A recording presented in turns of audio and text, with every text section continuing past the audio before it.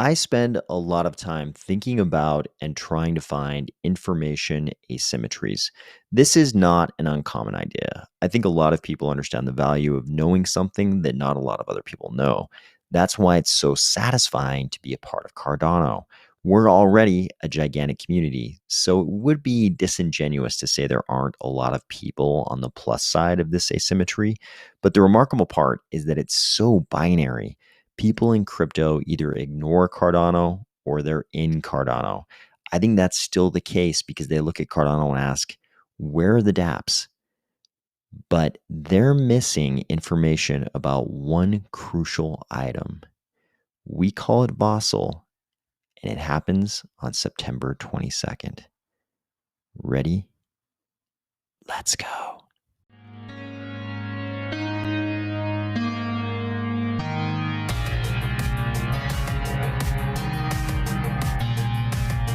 Today, we're going to discuss the Vossel date announcement from Charles, Coinbase finally getting on board with the upgrade, a familiar Cardano personality getting the blue check mark, and a Cardano community member in a very difficult situation. If you took one look at this image and thought to yourself, this is a ghost puzzle made for the ghost chain, or if you're finding value in these videos each weekday, please consider a couple of things. Here at the Army of Spies stake pool, we would love your delegation. We're currently at 16 million and change in delegation. We would love one day to get above 20 million. That would be a fantastic day if we could get above 20 million. So we would love your delegation at the Army of Spies stake pool, ticker AOS. The second thing is if you are delegating to a centralized exchange stake pool, you know which ones I'm talking about. Think about how this affects the decentralization of our blockchain. We really need to get as much delegation off the centralized exchanges and into single pools like the Army of Spies stake pool. Please consider these things. Since we last talked, we got a big announcement from Charles. And you notice by looking at this still shot from his video, we're still in the original era of Cardano public relations, I'll call it. That's a terribly vague label to slap on this thing, but we'll call it the original era of Cardano public relations. Maybe there was a pre-era. You know, he used to do those videos where he would be like in Switzerland doing something. But I'm going to call the original era of Cardano public relations the era in which he was still doing videos out of this office. We've got Logan the Lobster on his mic boom. We've got the samurai armor over there on the far left. We've got the masks over there by the chalkboard. We've got the safe. I think that's still the safe over there under Logan. Charles, 2 pens, not 1, not 3. 2-pen Charlie, like we're used to. The beard's a little bit longer, a little more white in the beard. He actually commented on these things. But we're still in this original era of Cardano. When this is gone, I'm going to miss it. I'm going to miss it when he's in his podcast studio he's building and he's just doing podcasts. It's not going to be the same era of Cardano for me. So I'm glad we're still here, and I will remember these times fondly. This video was a pretty big one. We finally got a date for Vossel, for the Vossel Hard Fork Combinator event. We've talked about it so many times on this channel for so long. You already know what it is. We've got a bunch of SIPs, including the all-important SIPs 31, 32, and 33. These are reference inputs, inline datums, and reference scripts. Very important for a lot of our Cardano dApps. They've all been waiting for this version of Plutus that includes these new tools. Plutus 2.0, if you will. They've been waiting for these tools so they can actually launch their platforms. We've got some Cardano dApps. They exist right now, but there are a whole bunch that have been building on Cardano just waiting for this.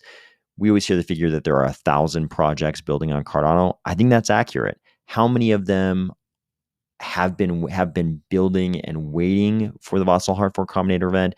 I don't know. How many of them will eventually use all the tools being provided by the Vossel Hard Fork Combinator event? Probably a lot, probably a very large number of those 1,000 different platforms. But a lot of the big famous projects we've been waiting for, a lot of the big DeFi projects, they've been waiting for these tools. It would have been very difficult for them to launch their platforms at anything that looks like their full vision without these tools. And now finally, they're going to have these things at their disposal. We can see what a fully formed version of Cardano looks like. I'm going to use the word complete, a complete version of Cardano. There's a lot more to do. We've got a lot more in Basho, which is scaling, and Voltaire, which is governance.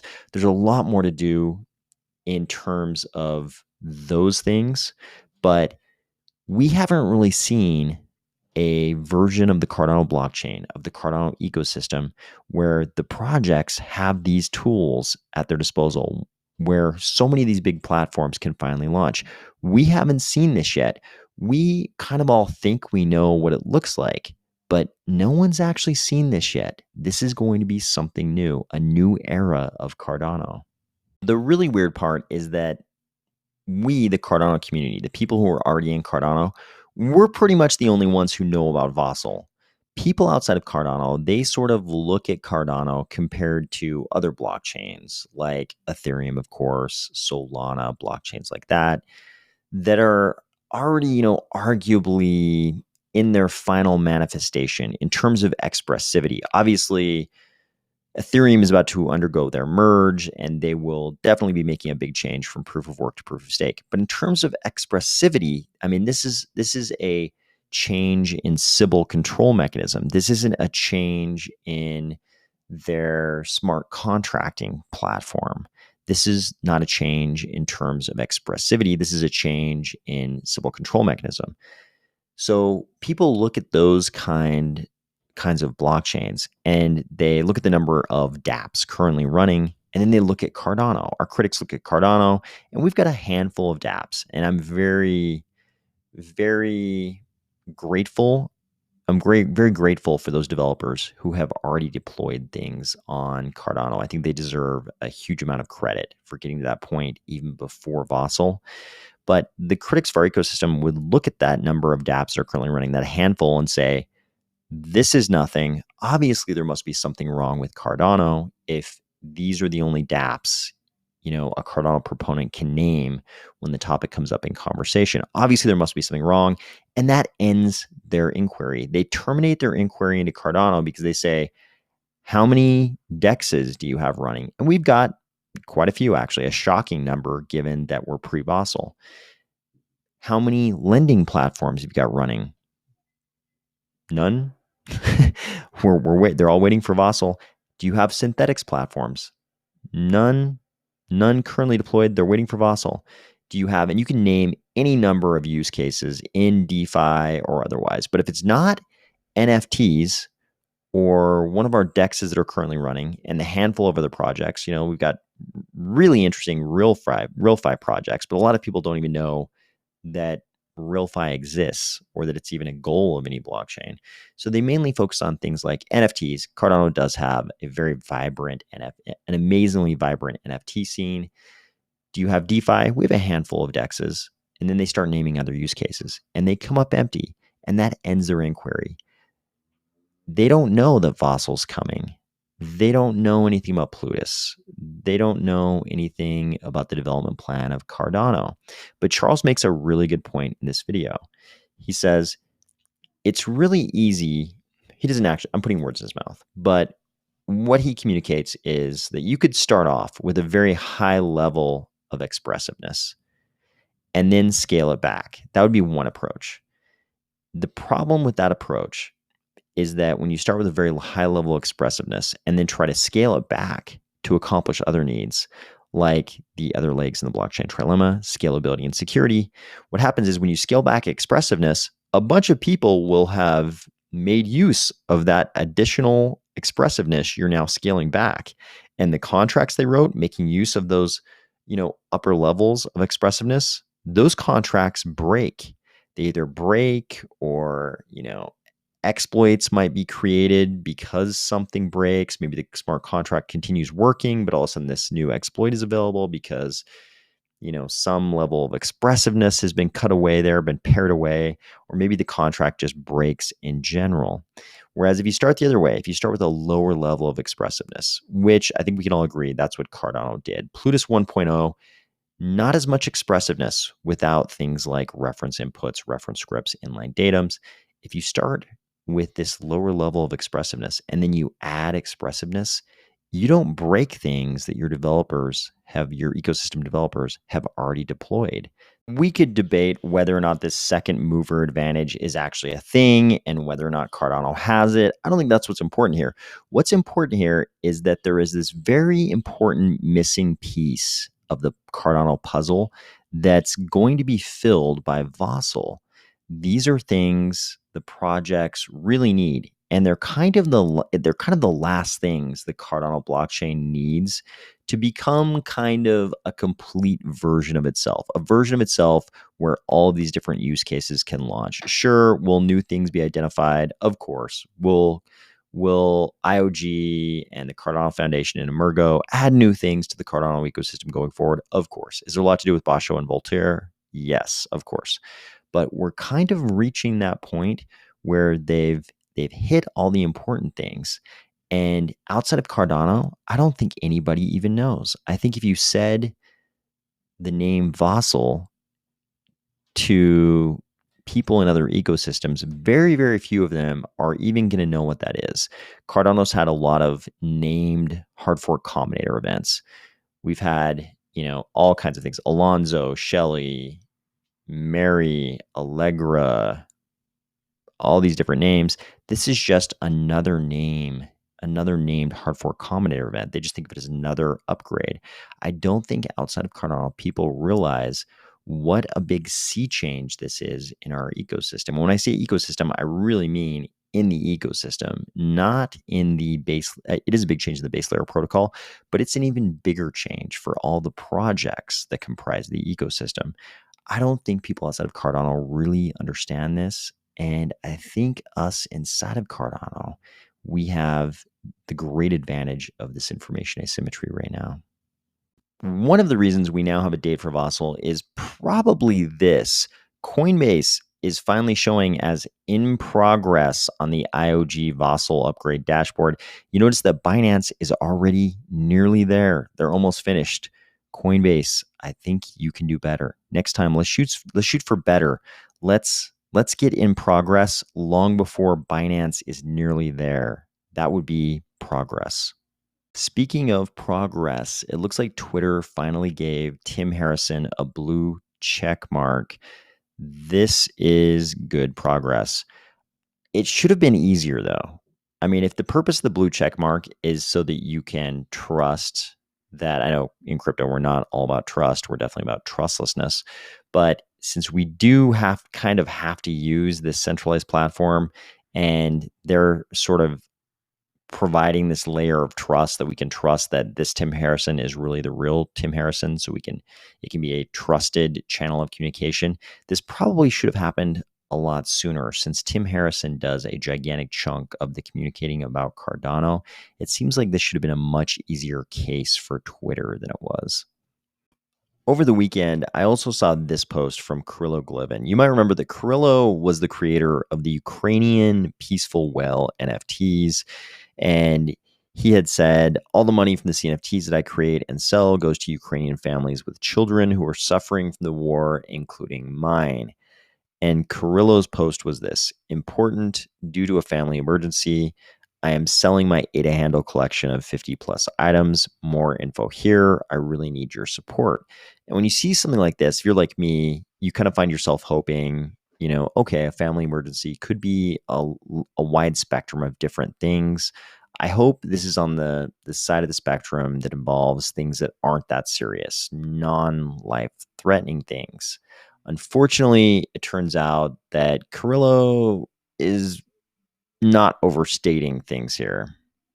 When you go to the page on Kirilo's website, in the link, you find this. More than 6 months ago, February 24th, me and my family with a 3-year-old daughter had to flee Ukraine because of the war. We do not have enough money, but even so, we found ways to help other Ukrainian families with children who find themselves in the same situation. For example, the Ukrainian Peaceful Wells minting. But now my own family is in an emergency situation and is in dire need of a lot of money. My parents stayed in Ukraine. They are too old to flee. Last month, my father was diagnosed with a quite aggressive lung cancer. It's even possible that my father will die before the war is over and before we can return back home. And maybe I'll never see him again, but there is a way to help. Doctors say they can extend his life, but the treatment is very expensive. So I'm selling my collection to pay for his treatment. You can also help me by purchasing some of these CNFTs I created.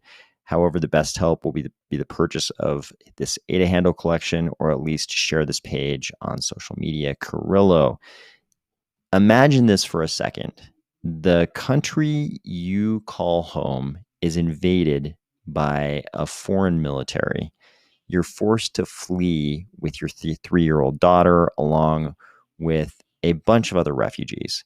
You try to do your best to sell some CNFTs to help your family and the other refugee families with children. And then you find out your father is dying of an aggressive lung cancer, and maybe he'll die before the war is over. You'll never get to see your father again. This definitely pulled at my heartstrings when I read this. I was super sad to hear about this. I mean, being a refugee from a war-torn country like Ukraine is right now is bad enough. Then you find out one of your parents might die and you could never see them again. So Carillo is selling this collection. He says, I collected it as an investment for my retirement. I also plan to get an additional income from the sale of sub handles, but due to a family emergency, I have to sell it now. Keep in mind the fact that it will cost a lot more in the future. Also, some names are perfect for selling sub handles, like James at Honored, Mint at 10 a.m., Missy at Birthday Gift, Dan at Web3 Nerd, or Mary at Birth, etc., which values this collection even more. So I think he has a pretty good point. I could imagine a lot of people wanting to mint sub handles under at Birthday Gift and giving them out to friends, things like that. Maybe crypto resident, crypto citizen, crypto native. I think those could be good sub handles. Happy man, happy woman could be Web3 citizen. Some of these could be really good sub handles. And Carillo, I mean, I think it's pretty obvious when you look at the collection. He probably did buy this, thinking it would be an investment for retirement. But of course, now, he'd probably much rather see if he can possibly, pay for this treatment that might extend his father's life so that he could at least see his father, you know, at some point in the future. So I was super, super sad to read about this. But if you're in the market for an Ada handle, please take a look at Carillo's collection. You can find it at kir.life/adahandle.html. Come take a look at this collection if you're in the market at all for an Ada handle. I think this is the kind of situation, when I read this is the kind of situation that makes me think, if you were ever going to buy an Ada handle, now's the time. I hope everybody is starting out a great week, and I'll talk to you tomorrow.